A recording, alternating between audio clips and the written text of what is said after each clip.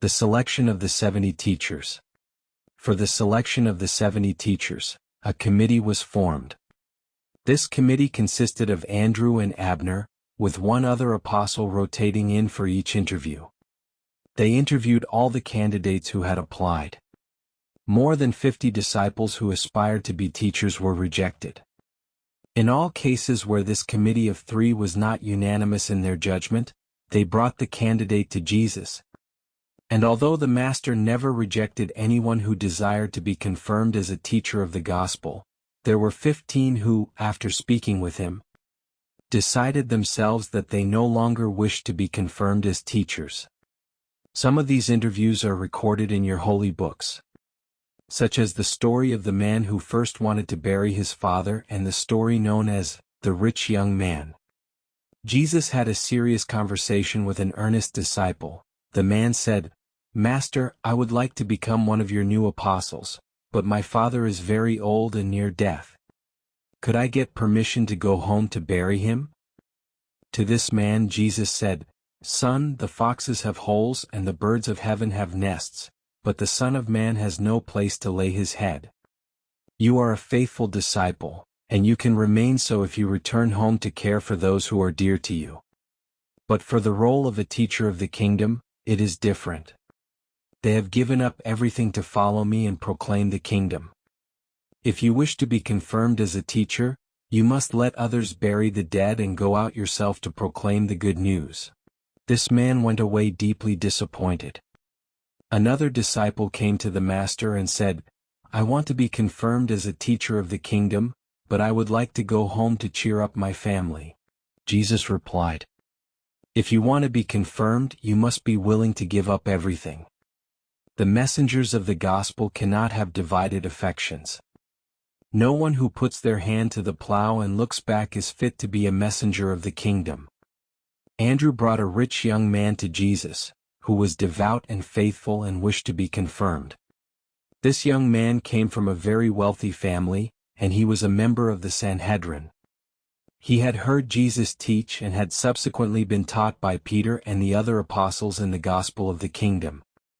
Jesus spoke with him about the conditions for confirmation and asked him to postpone his decision until he had thought more deeply about it.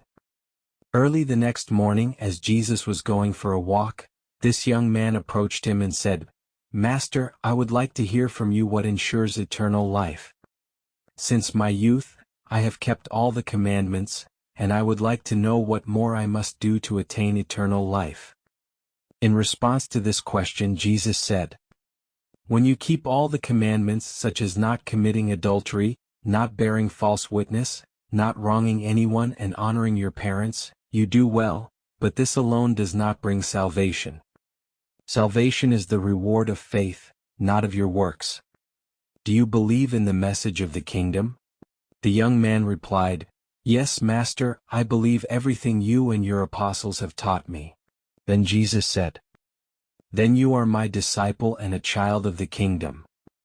The young man then said, "But Master, I am not content to be merely your disciple, I would like to be one of your new messengers." When Jesus heard this, he looked at him with great love and said, "I will accept you as one of my messengers if you are willing to pay the price. If you will supply the one thing you lack." The young man replied, "Master, I will do anything to follow you." Jesus placed his hand fatherly on his shoulder and said, "If you wish to be my messenger, go and sell all you have, and when you have given the proceeds to the poor or your brothers, come and follow me, and you will have treasures in heaven." When this rich young man heard this, his face fell. He stood up and went away sorrowful, for he had many possessions. This wealthy young Pharisee had been brought up to believe that wealth was proof of God's favor. Jesus knew he was not free from self-love and love for his wealth. The Master wanted to free him from the love of wealth, not necessarily from his wealth. Jesus' disciples did not give up all their earthly goods, but the apostles and the 70 teachers did.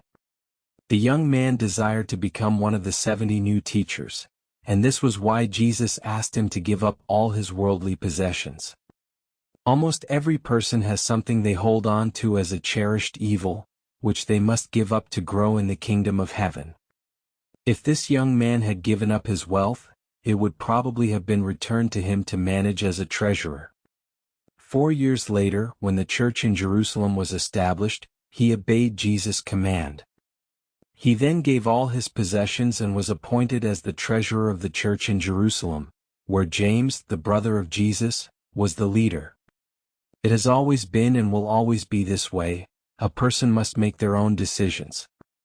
Mortal free will has a certain range. The good forces in the spiritual world do not want to force a person. They allow them to choose their own path.